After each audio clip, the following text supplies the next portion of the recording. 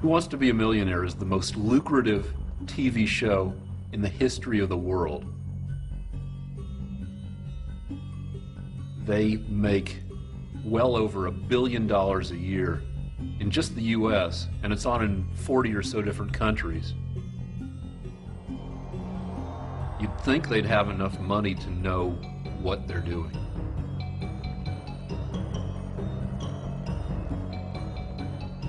All the Regises on all the planets orbiting all the stars in this universe and a trillion others couldn't ask enough questions over the lifetime of the universe for that phrasing to have occurred at random.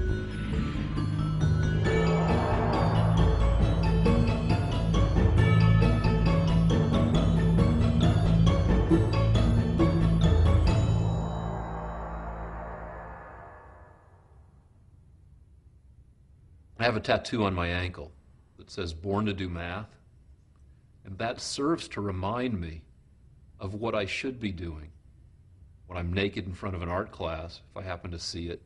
Reminds me that I shouldn't be just being a nude boy or being a bouncer. I should be doing physics and math.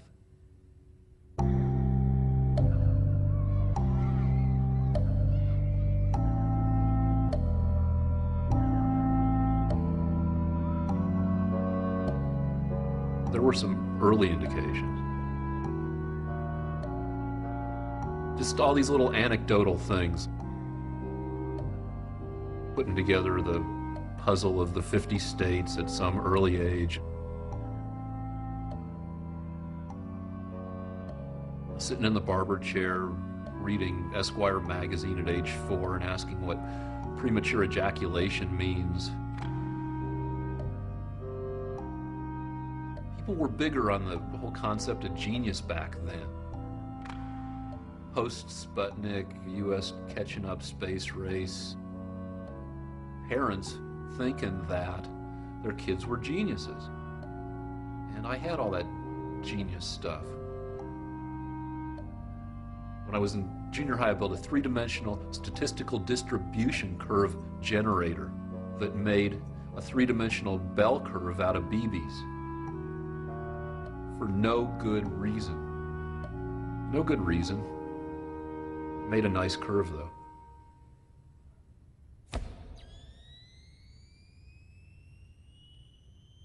Every nerdy person hopes or knows in his heart that he's nerdy, but that he's so brilliant that his inner goodness and smartness will shine through and he'll still be able to get a girlfriend.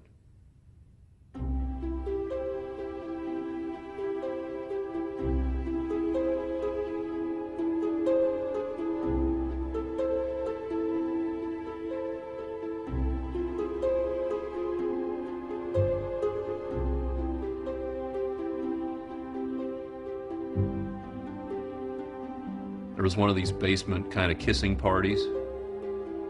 I'm hitting on this girl. I'm trying to get her to kiss me by asking her, exactly how do you kiss? And so I said, well, how do you kiss? Suction or pressure? And somebody heard me say suction or pressure. And that went up on all the blackboards for the rest of 8th grade, suction or pressure.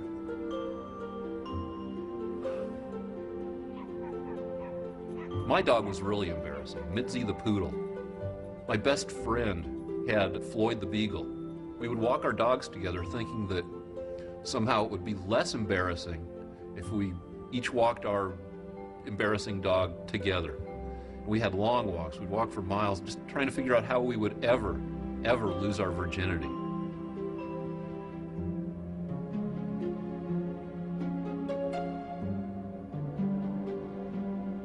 the end of the 70s, we're talking disco, we're talking mostly pre-herpes, pre-HIV. It was important to get laid. And when I say get laid, it's kind of shorthand for the whole having a girlfriend thing. You know, I would have been happy to have a girlfriend, and if she, touched my wiener every once in a while, or at least, French kissed me and let me, play with her boobs or something, but, none of that was happening.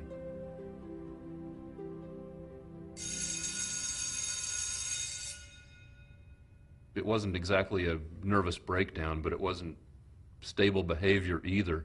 I took advantage of whatever laws letting me get access to my high school permanent record. I found out my actual IQ scores. They were about 150. I wanted to do the most interesting thing, which is think about the structure of the world, like an Einstein would do. I didn't think IQ 150 was adequate for doing that. So you just saw the score of 150 and just decided that wasn't good enough?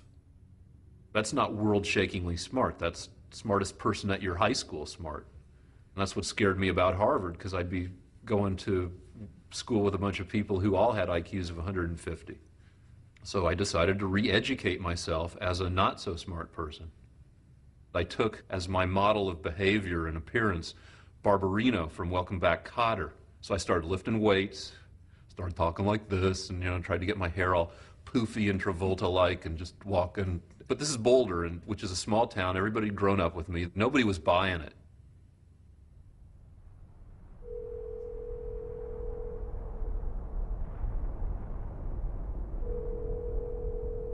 Every episode of the show I was on had a major glitch affecting the outcome of the game.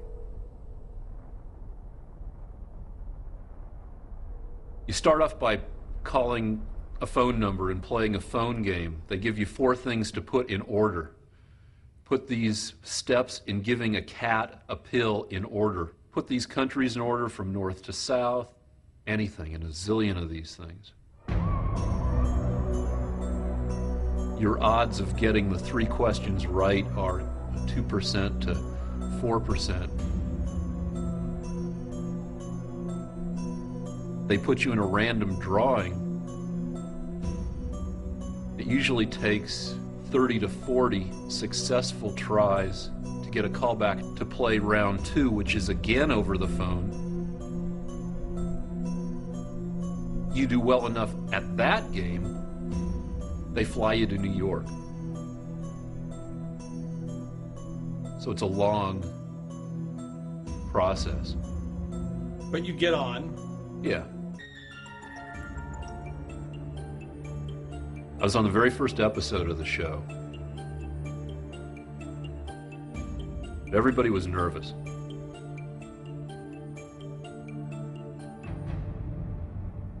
I screw up the first fastest finger. The second fastest finger, Regis asks, put these Woody Allen movies in the order they were first released. Manhattan, Annie Hall. He gets to the third one, he says, what the heck is that? The third one is Hannah and Her Sisters. The letters were too crammed together for him to read it. I got it right, and I got it right fast. Now, the producers have a choice. Make a judgment call about whether or not this is a flawed fastest finger question. My bet is that they let other factors influence them. Other factors? Had a woman, for instance, won that fastest finger, odds are much higher that they would have kept that question. The first guy in the hot seat looked like a younger, cuter version of me. We're both Jewish, we both had goatees and black hair. I think there's an 85 to 90% chance I was the one who would have ended up in the seat and turned that first episode that everything's riding on into a parade of goatee boys. The producer would have had to be Mother Teresa not to take the opportunity to roll the dice again and hope that a woman makes it on the next fastest finger. So they throw it out, a woman gets in the center, which is what I think they want. Which is what I think they want.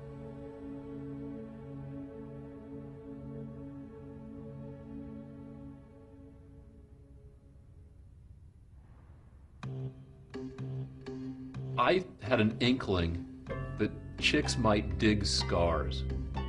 I had a lot of scars, all of them in bad places. 9th grade, I start working out and give myself a hernia, get a 4-inch scar along my groin. A bunch of scars up and down my left leg from a varicose vein stripping that shouldn't have been done at all. Went out for wrestling, put myself on this not very well-advised diet, lettuce and dog biscuits, because I was reading package labels and the biscuits seemed to have a lot of fiber and not a lot of fat. I got very bad hemorrhoids.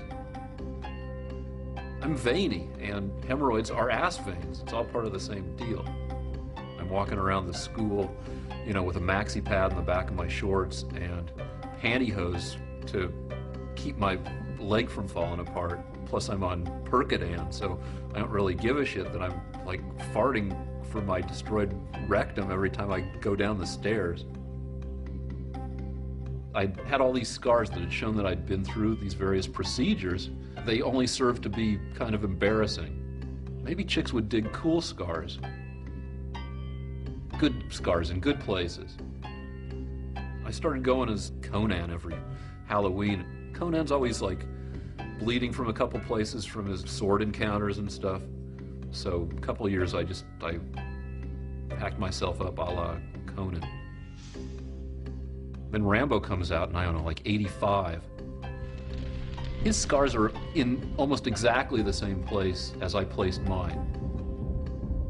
And they had to have like a designer scar consultant who decided that here's where they'd look the best. So I felt validated in that I had good aesthetic taste in my placement of scars.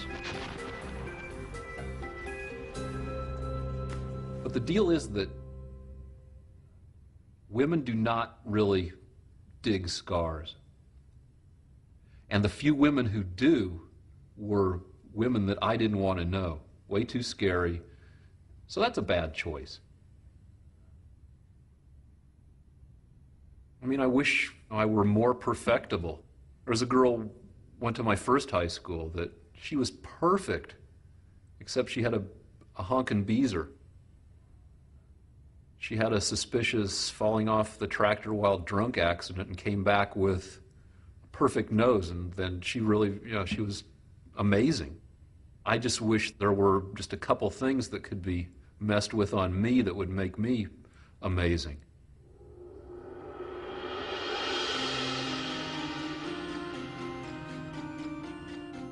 Probably in October of my first senior year in high school, I read a book called Type A Behavior and Your Heart. And at that point, I was a super high achiever. I was in all these clubs, I had really good grades, high SATs, all this stuff. 2 alarm clocks, sharp stuff on the floor between the bed and the alarm clock so that I'd poke my feet and it would wake me up. And I just had a lot of stuff going on. They said that a Type A person looks back on stuff that happened to him and wishes that it could be fixed or done over. As soon as I read that, I thought, that's an interesting idea. The do-over thing. It's like time travel. I broke into my high school, stole a bunch of blank transcript materials, created a new high school permanent record, gave myself a B average instead of an A average. Wait. You lowered your average? I saw high school as something that could be done right. I just wanted to be a more regular kid, go back to high school in Albuquerque and have a more fun high school existence.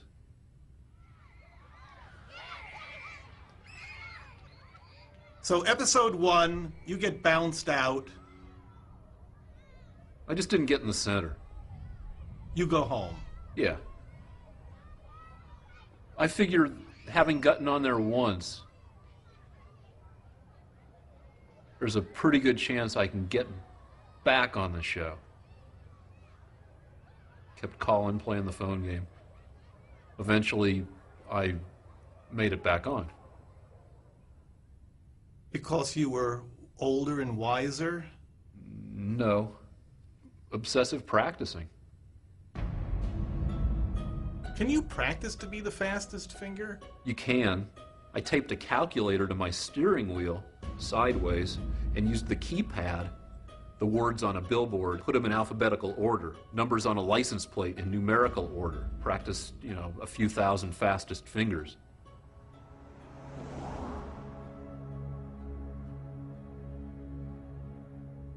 I have a 6-year-old daughter, Isabella. We went down to Disney World for a family vacation. I know that we're going to be spending a certain amount of time, standing around or sitting around, waiting for some Disney thing to happen. So I took my World Almanac and I tore out all the pages that weren't pertinent, the zip codes of every single town above population 5,000. Don't need that. Tossed those away. Each section was about 100 pages thick, and I'd just take one section with me every time we went out into whatever land we were going. What is Isabella saying about all of this? Nothing. She knows I'm kind of, always lost in my own fog. I mean, what does she care what I'm reading?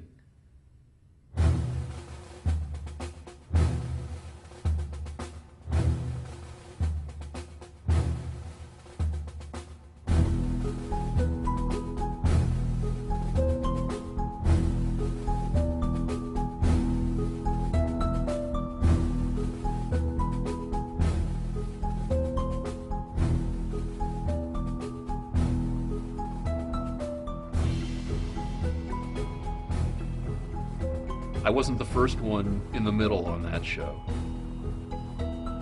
The guy who got all the way up to the $1 million question.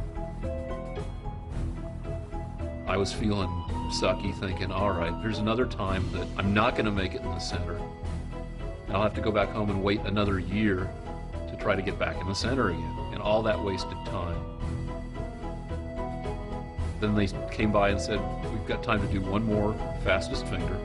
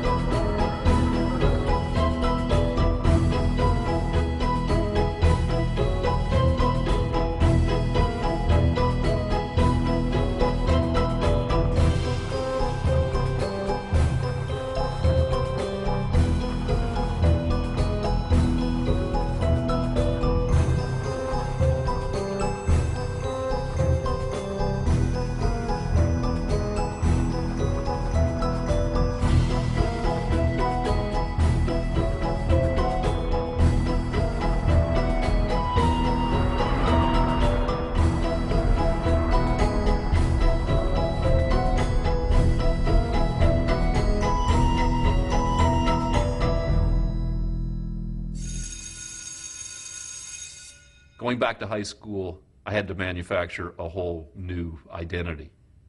I wanted to mess with my name to the point where it wouldn't pop up on a computer match and make anybody suspicious. So I turned Rick into my middle name and gave myself a first name that nobody in a million years would ever want to use, that name being Gilligan. So I became Gilligan Rick Rosner. I registered at Highland High in Albuquerque, class of '79. You're applying for a second senior year, or you're applying for freshman? No, there's no point in going back to high school and not being a senior. The seniors are the ones who have the fun and the power. You wouldn't want to go back and be a pressed little freshman. Highland High was more of a goody-goody school than my former school. And I'm there trying to be a Barbarino with my jean jacket with my collar up and talking, dropping my G's and all that. And I'm a new kid, and I don't fit in, and people think I'm kind of thuggy. I was regarded with suspicion and distaste. I didn't have any nighttime employment skills the first time I went back to high school. I was living in this apartment without a phone, and if I had a dime, I'd find an empty beer bottle and go fill it with gas, and that would get me enough gas to get to the gas station to buy 50 cents more gas. I'm working in a pet store, just cleaning up puppy crap. This was a pet store that was wall to wall, 110, 120 puppies, in cages stacked everywhere. Cleaning up puppy doo and stealing dog food to eat because I was starving. You're eating dog food again. Sometimes. It's a handful for the puppy and a few pieces for me. So I tried cat food, but cat food's nasty. Little bones would get caught in my throat. It's made out of some ground up something, and it's spiky. That was one of my jobs. I had another job where I was the only person who didn't speak Spanish at a cabinet factory.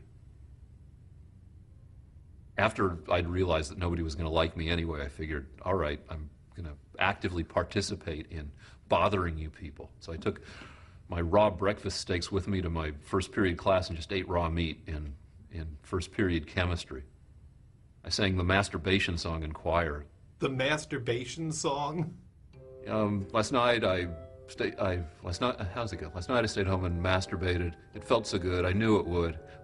Last night I stayed home and masturbated. It felt so nice. I did it twice. I pushed it, pulled it, rolled it on the floor, tugged it, something, slammed it in the door. Some people think that sexual intercourse is neat, but me, I beat my meat. Anyway, by November I was done with that high school. Trying it the second time, it was even worse. Yes, it was worse the second time. So how many times do you end up going to high school? The first time, class of 78, then I was class of 79, prom for somebody in the class of 80, was unsuccessful at schmoozing my way into the LA public schools class of 81, impersonated somebody in the class of 84, and then my last time in high school was class of 87. High school's attractive to me, not because you necessarily have a good time, but because it's clear why you are miserable. This, and this. As opposed to real life, post-high school life, you can be miserable and not have a clear idea what makes you miserable. Dissatisfactions are more vague, more amorphous. High school is an abridged version of real life, and its abridgment adds clarity, and that clarity is comforting.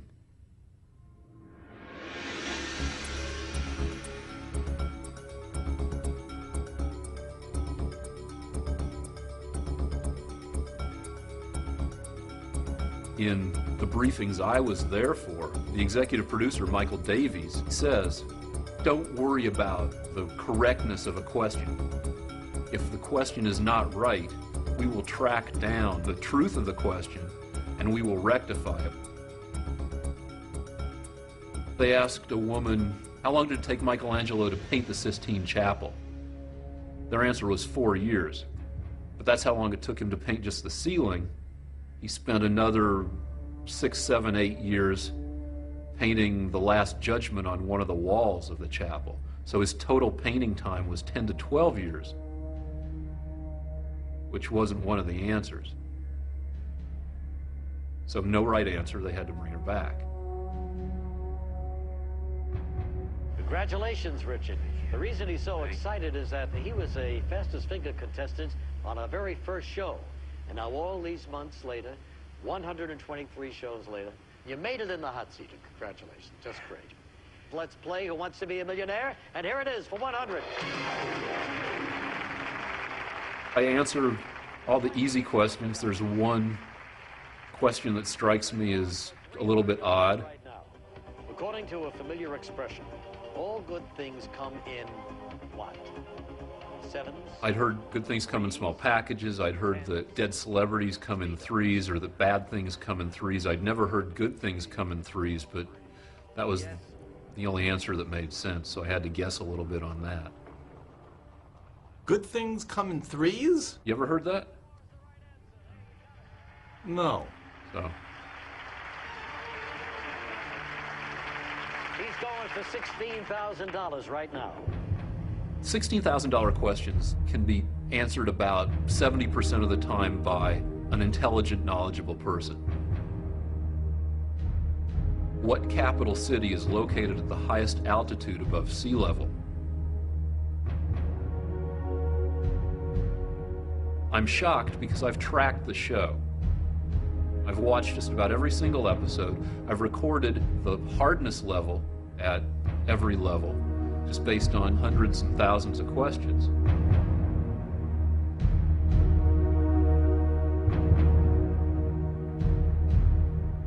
I spend, my wife timed it, 22 minutes in the chair.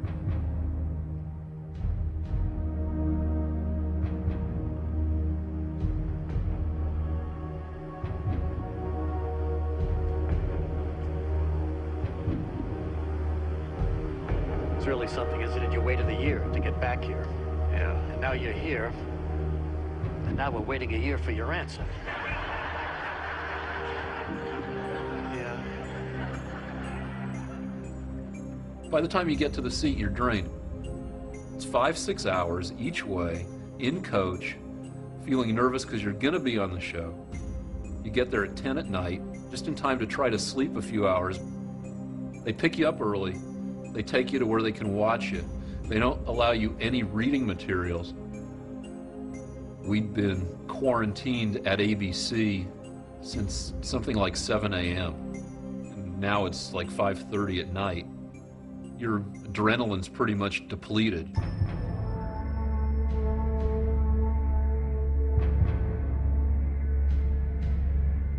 Mexico City's attractive because it's the highest mega metropolis in the world. So big that people don't even know how many people live there. Kathmandu's extremely attractive. Half the people I've asked who knew where all 4 cities were answered Kathmandu.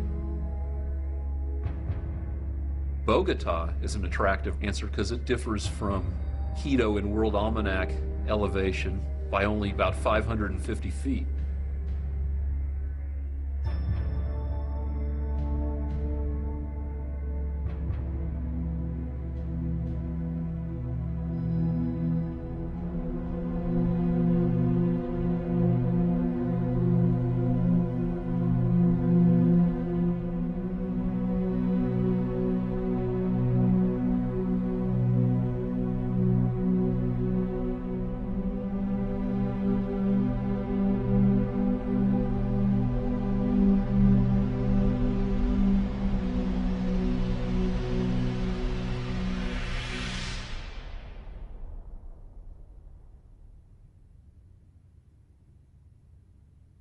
I read a book called Texas Celebrity Turkey Trot by the guy who wrote North Dallas 40.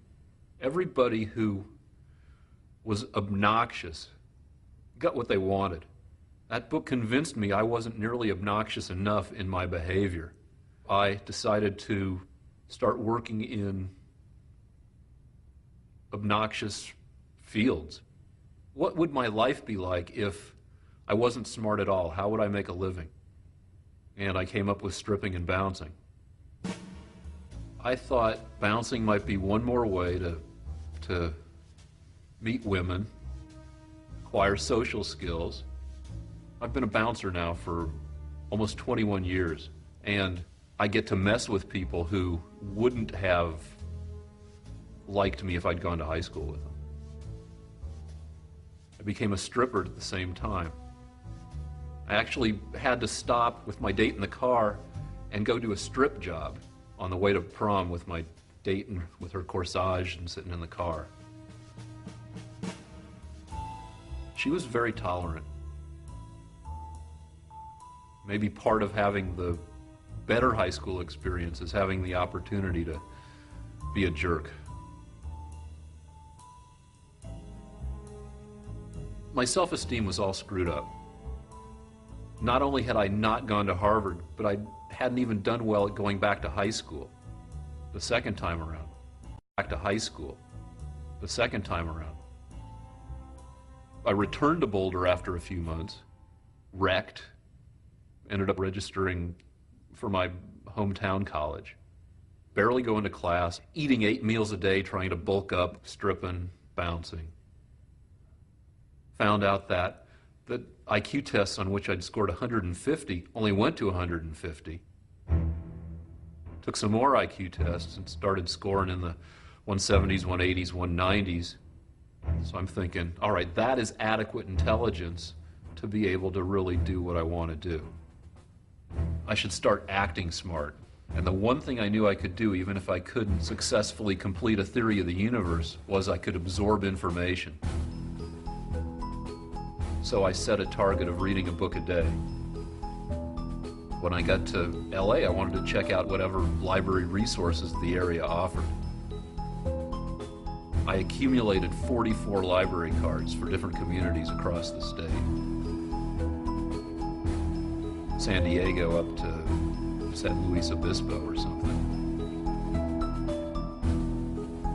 One time in a library in Oceanside, California, I found a book on relativity I've never seen anywhere before.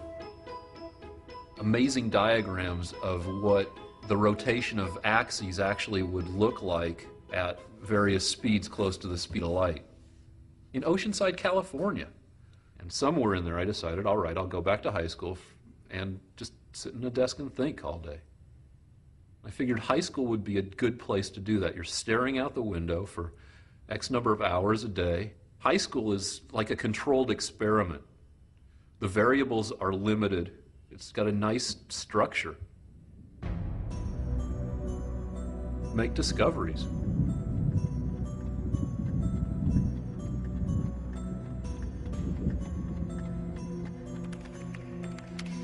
Michael Davies, executive producer.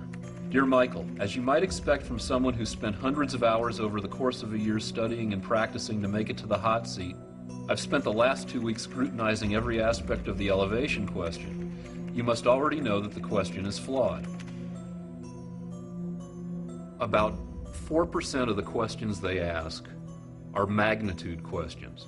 The oldest, youngest, biggest, longest, whatever. They have 2 ways of asking magnitude questions. Which of these and what is the? Which of these implies you have to pick from among those 4.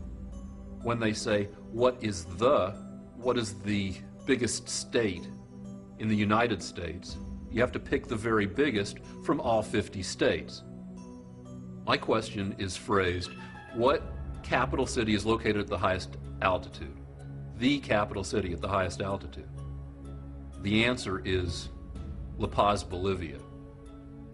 Unless you consider Lhasa a capital, which some people do and some people don't, because Tibet was taken over by China in the 50s.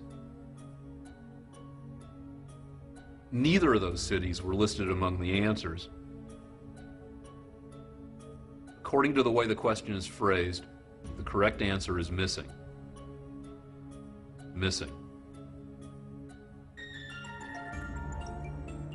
Dear Mr. Rosner, after reading your letters and reviewing our research, we continue to believe that the answer to your $16,000 question is correct. Of the 4 capital cities given as answer choices, Quito is the highest and thus is the correct answer. Sincerely, Alexandra W. Cantalupo.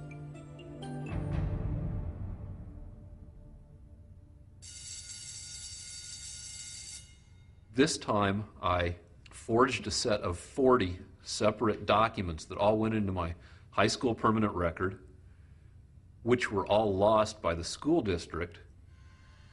So I made it in on the basis of 4 extra documents I had sitting around. And I had a lot of trouble with stubble. I shaved every day, very close, 2-3 times, but I still had a lot of 5 o'clock shadow. I looked much younger in the morning after gravity had pulled my face up while I was sleeping. And then at the end of the day, I had trouble using my bus pass, and my face would have fallen. I would have aged an apparent 3 years or something, and I always had to show the rest of the fake contents of my wallet in order to use my student bus pass. And by then I knew how to do it right. It was high school student by day, nude model, bouncer by night. I was just very tired all the time.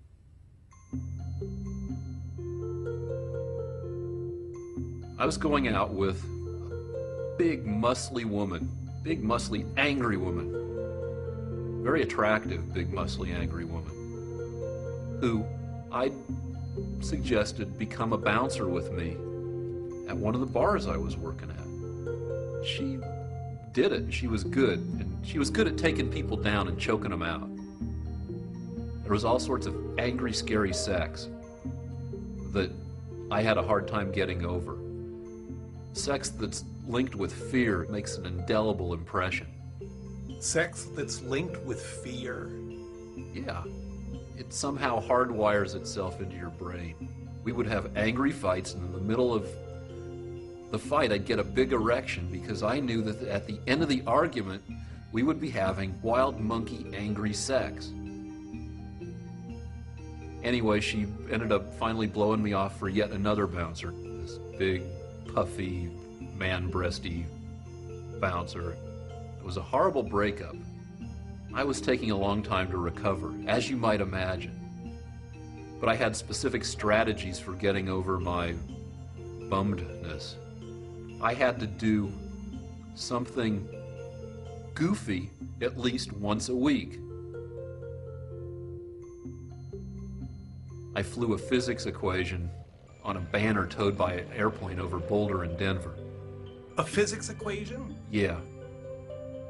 I had this formula that reflected what I thought about the structure of the universe. The way Planck's constant shrinks in proportion to the addition of mass in your locality.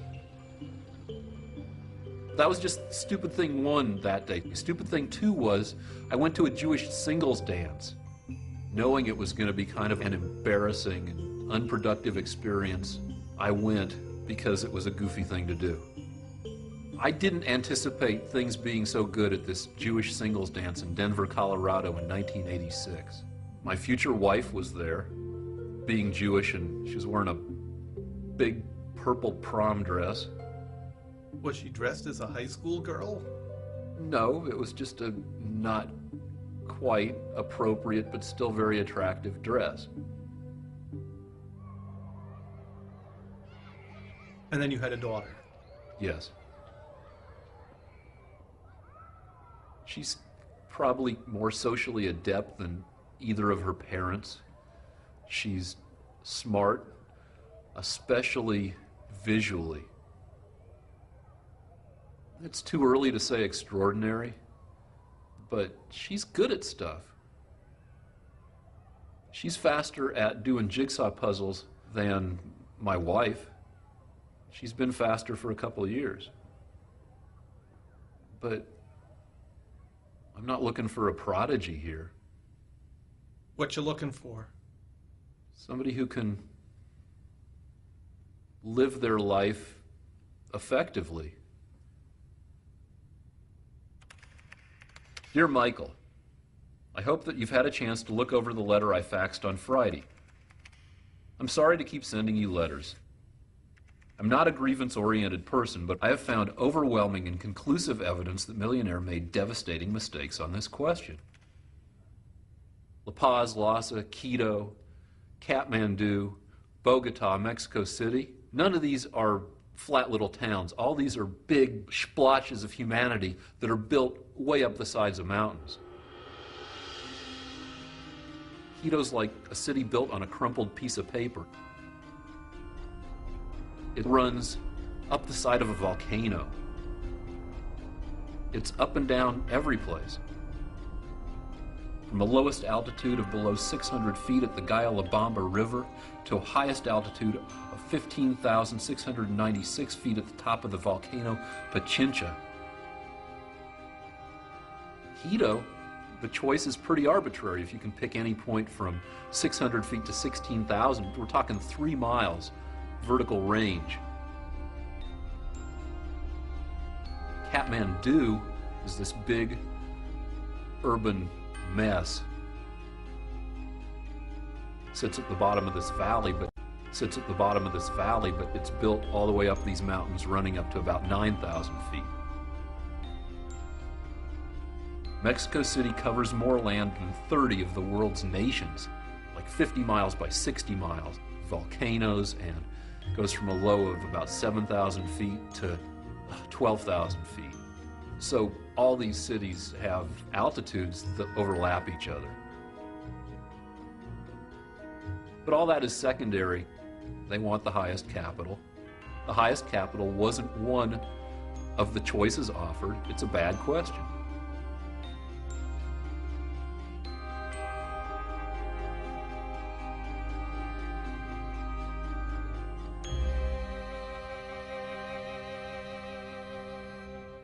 There's a map book of LA called the Thomas Guide that has like 120 pages. I've kept track of how many different pages of the Thomas Guide I've been naked in. It's something like 40. It's like I'm running my own game show, Naked Bingo, trying to get, like 7 consecutive squares where I've been naked. If I'm looking to complete a naked square, I'll look in that square and see if there are any colleges, and then I'll go hit the art department and see if they can use a model. Is this competitive? Depends. Art Center Pasadena doesn't hire me anymore because they've caught me being an idiot too many times. Which means... All right. Sometimes they ask you to work in costume. They asked me to be a construction worker, which was fine. I have a bunch of tools. I brought in some tools. There's this old easel stand that's just all rotten. And I'm actually working on it, trying to knock it back together. The wood is all termite eaten and the saw slips. I saw my thumb in half. So blood's going all over the place, and I got to get off the stand and get wrapped up. Though I was accurate, because if you look at the hands of people who actually work as carpenters, they've all got 9.5 fingers. A little bit too authentic.